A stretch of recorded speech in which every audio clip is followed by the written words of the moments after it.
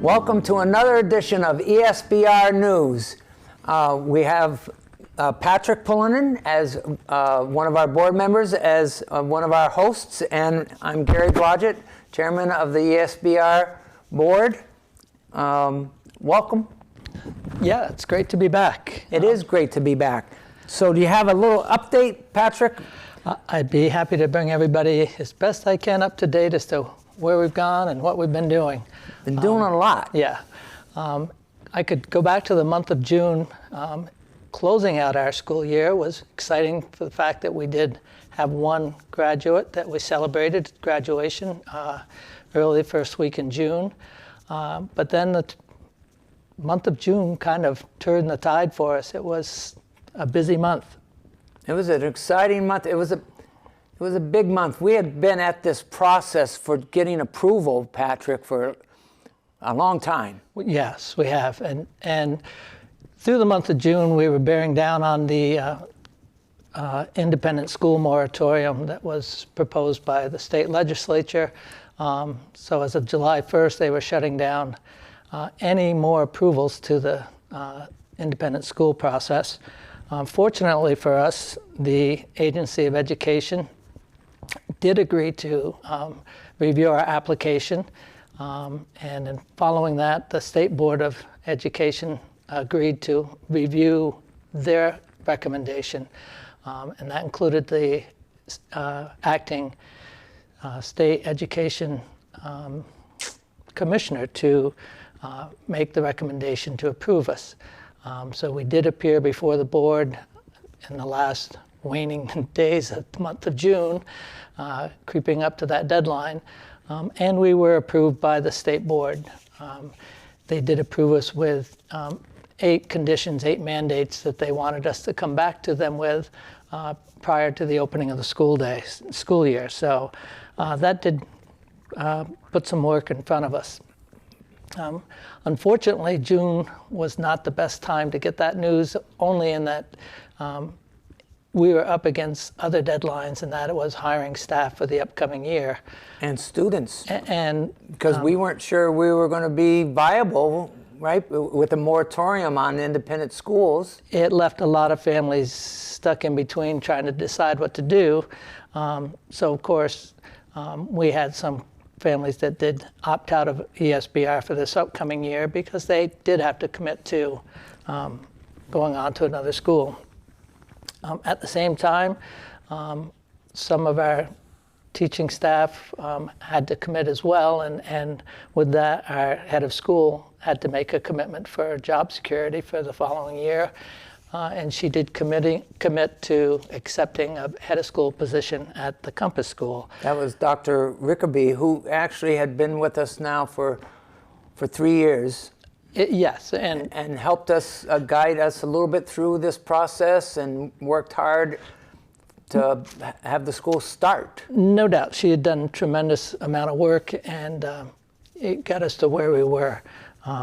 But unfortunately, as we're approaching that meeting with the State Board of Education, we had to alert them to the fact that we were losing our head of school, which didn't put us in a great position going into this conversation with the state board. But we came up with a solution. We were very fortunate to be able to fill some positions very quickly, and maybe you'd speak to that. Well, we were very lucky because you know, here we were ready with a lot of our documentation and things for the State Board of Education, but we were losing our head of school, and they said, so what are you going to do about that? And we were at the approval process time, and so we said, what can we do that will assure the state that we would have somebody knowledgeable in the head of school position, administrative point of view, to make sure that the students were having the things done properly and so forth. And so luckily, Judy Pullinen, who has been a school principal, tech center director, superintendent, many people from Ludlow might remember her as she was superintendent here, volunteered to step in as interim head of school, especially related to state regulations and state requirements, making sure that we're doing what is necessary for our students. And in the meantime, I'm assisting her in the school as far as being an assistant head of school in the building. But we're very fortunate also because we looked out and said we needed to hire some people for staff.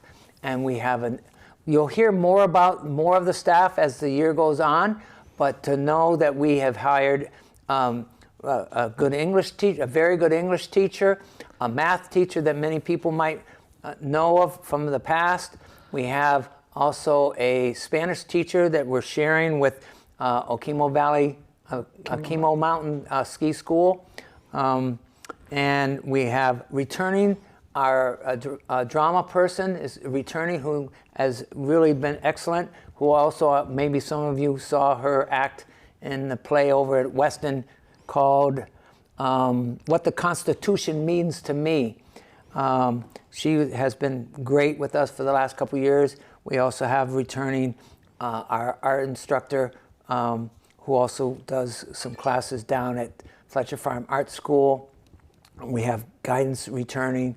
So we have fulfilled, and we have an exciting staff that will be back here for this coming fall. We're excited about that. We'll see how the school goes as far as how many more students we will add to the school. But Patrick, you had a nice way of saying, for instance, even Long Trail, who had started with like just four students and now is up to 200. And not that we're looking to be 200, but really in many ways, this is a brand new start for us as an approved school.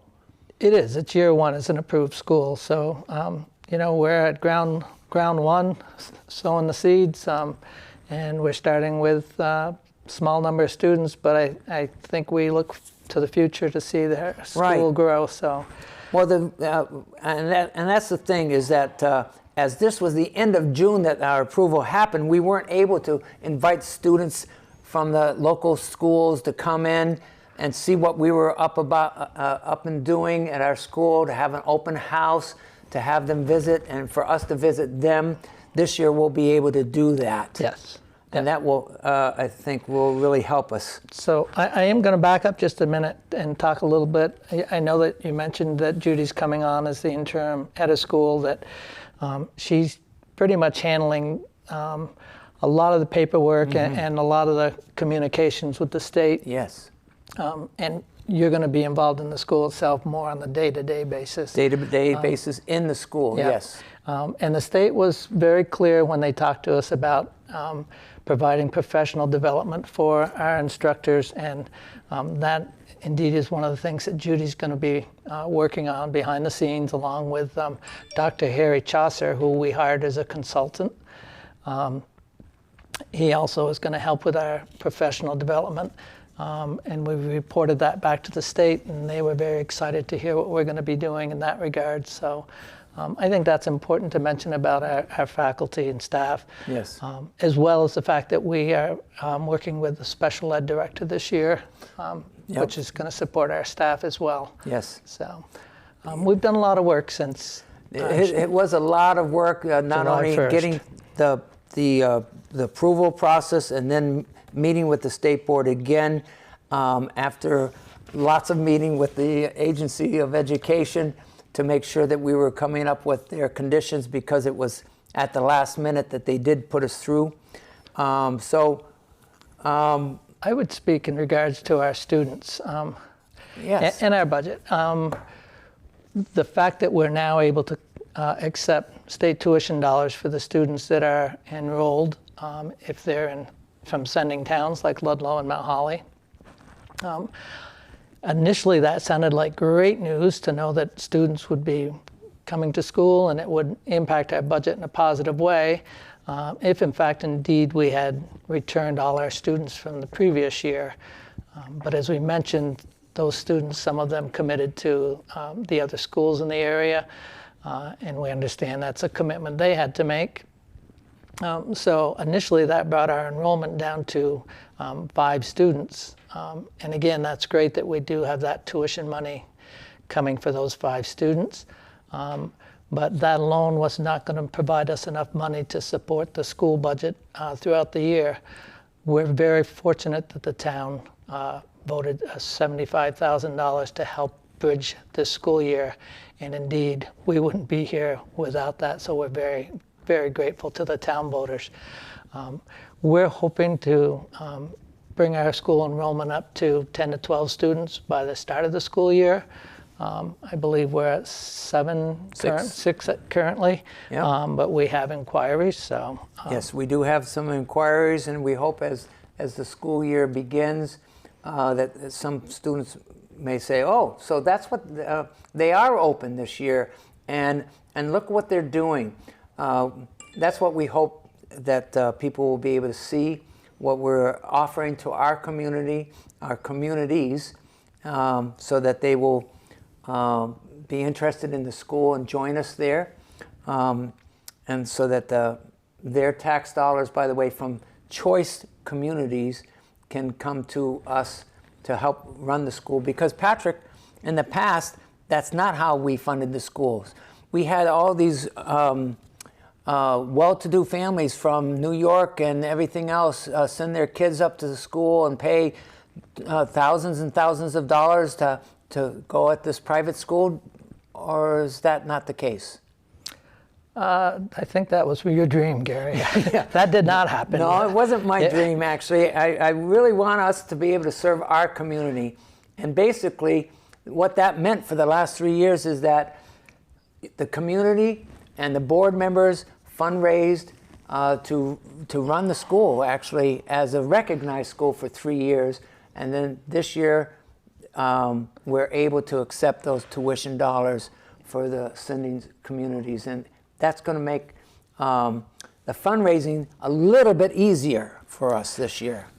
And also, the money, as Patrick, as you mentioned, at our town meeting last year, the voters recognized that this was a transition year, is what I would call it, and first year for us to be starting again. And they recognized that, and they voted for us to have that $75,000, which really is going to help us a lot this year. It is, and I again repeat, I think we're very grateful to the voters, as well as just community members who have been very supportive in their comments and just support in general. Certainly, we appreciate that. Yes, yes.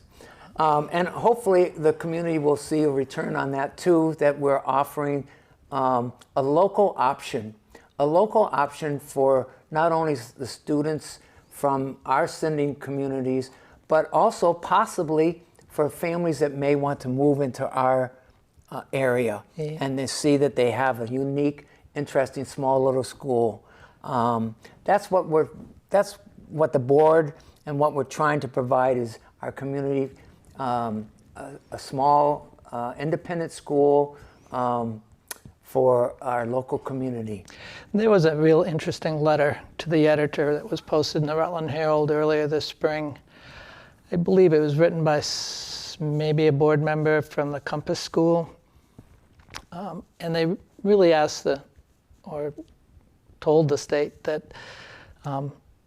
not every student, not every child needs to be in a big school, thrives in a big school. In fact, that the smaller settings, the smaller schools, closer to home schools, tend to serve some students a whole lot better, just by the nature that those students need the feeling of being part of a community, which is often lost in a big school. Mm-hmm. They pointed out that oftentimes in a larger school, the bullying, the harassing, those kind of activities kind of get lost in the shuffle. And for some students that are the victims of those kind of acts, don't necessarily feel they have the place to respond or to get the support that they need. Not to say that bigger schools don't address that, but sometimes if those students just feel like they're lost. And in a smaller school, smaller setting, students tend to feel a little bit more comfortable. And they feel like they're a person, a part of the community. As our families that are at our school now have pointed out many times, is that that's what they appreciate about the school, and that the students feel very comfortable. And the way I look at it, as far as the types of schools for our state and our community, is the idea of all of the above, Patrick. That there are some good schools out there that can provide a lot of good education, and then having opportunities like ESBR and some of the other schools to provide a different type of education that for some students that may not fit into some of the other situations. It's good to have those options. Yes. Yep. So we wanted to. We finished talking about the 8 mandates there, and that and the time that we spent as a board getting that final approval for the August 9th meeting. It also gave us time to step away for ESBR too and look at what we're providing for education for our students. As you know, we're reviewing our curriculum and refining some of it, and we're excited that some of the staff is returning and that we have some new staff that is coming to our school. This year, we also are restructuring a little bit about our expeditionary program so that we can develop a curriculum theme over 4 years. Because with a small number of students, it's easier to go through a 4-year cycle with all of the students. And this year, we're focusing on our local community of Ludlow and the surrounding areas. The second year, we'll focus more on the state of Vermont. The third year, we'll explore the New England Northeast area. And the fourth year will be more of a global picture and beyond. So as you look at this upcoming year, expeditionary learning, what do you see the focus of the community, Ludlow community? How do you see that panning out through the course of your curriculum and your study through the year? Well, one of the things that we're really trying to do on our expeditions or our inquiries, where we're going out into the community and finding out more things, we're excited this year that we're studying so many things about the Ludlow area. And of course, though, goes without saying that our community just took a major hit, Patrick. Yep. I mean, a major hit with this storm this year for our community, and the reaction to it, and the reaction that's still going on. Yeah. And so, what better way for our students to be involved is to get out into the community and find out more about that type of thing. We're going to start off with studying the flood. We're going to the impact of the flood for the sewer treatment plant, for the transfer station, for our community, for our businesses. We're going to be talking to a lot of those resources out there, the people who have been on the front lines of the cleanup and the people who have been impacted by that. So our students will see a lot of that. We'll do then some inquiry questions along those lines, and then delve into some of those a little bit deeper individually as students. Then as the year goes on, we'll study more about our own local government, our select board, and our local services like our fire department and police department, and find out selectmen, things like that. We'll also study employment in the community. We'll get our students out and visiting all the local employers, as many as we can at least, find out, let our students get out and see what it takes to be in retail or in a restaurant or hospitality or real estate or those type of things in our community, and so that the students can find the different types of employment that our community offers. Actually, we're hoping that these students will be coming in and working in our community. That's part of the goal. So that's the type of cycle that we're going to be going through within Vermont, United States. The same thing, history, government. going back to Ludlow, of course, we have a lot of interesting people in this community that are here now, but also in the past. Sure. You know, I've been reading a really good book about in fact, I showed it to Fletchers. you, about the Fletchers. And they have a pretty interesting background back to the 1700s. And so it's safe to say that our students will be out and about in the community. They will be out and about in the community, and don't be surprised if you see them out and about. They will also be out there with some cameras and studying things and documenting things, and hopefully you'll see some of their work right here on Okemo Valley TV. Yep. So we also, by the way, we will continue though. One of the big things that this board started many years ago was the pillars of our education, the 4 pillars, Patrick. Yeah, and all of this that you've mentioned really segues pretty nicely into our 4 pillars that our board had committed to as far as the school goes. And those 4 pillars start with global perspective and an understanding of others and people from beyond where we live locally, the different types of people as far as how they live their lives and what their values are, just at least a greater understanding of what else is around us as opposed to what's in the small community they live in, whether it's just their family, their neighborhood.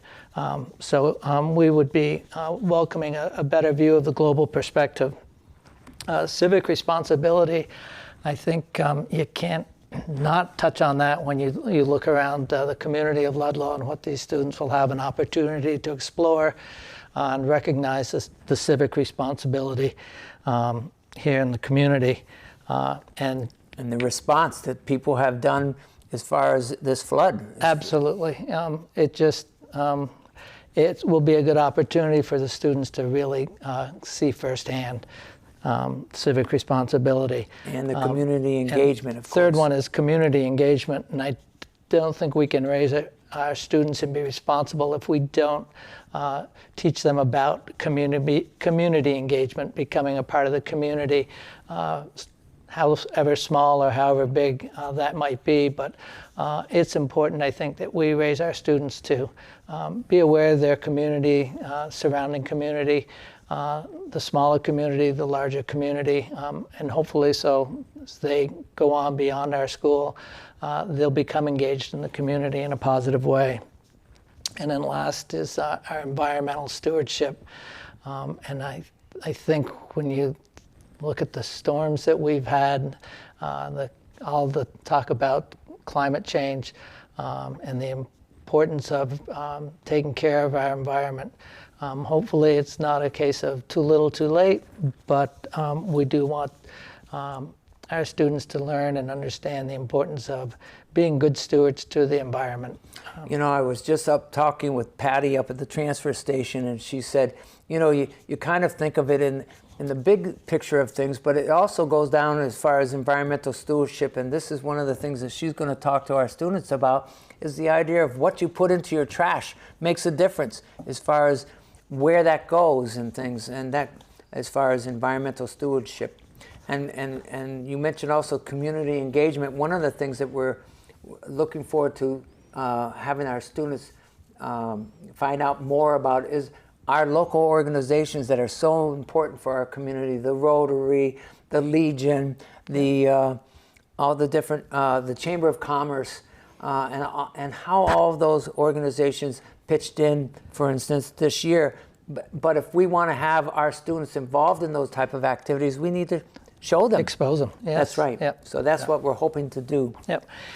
And all of this is not to say it isn't something that was not being done at ESBR, but when there's a change in administration, it's always a good opportunity to kind of take a look back and see where you've been, and then take a look forward and sharpen your focus as to where you want to go. And I think this really is our opportunity to do that. So. Yes. And of course, there's still the math classes that are going on, and the Spanish class and the English class that's going on in the school besides. Absolutely. That's right. But it's all been a pretty busy time of the year. We're excited to be opening our doors for the 4th year, as first time as an approved school, and our students will come back to us on August 30th. Again, we're very grateful to the continued support of the community. Do have to thank Brenda McNamara and the select board and all those people that work through the town that have helped us along the way. I don't think it would be unwise to not thank the Agency of Education.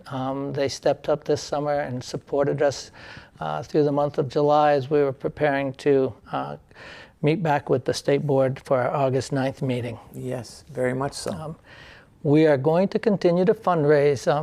Getting our tuition money is a great benefit to us, but as an independent school, I think one of the things that's going to be important to us is to continue to have ongoing fundraisings.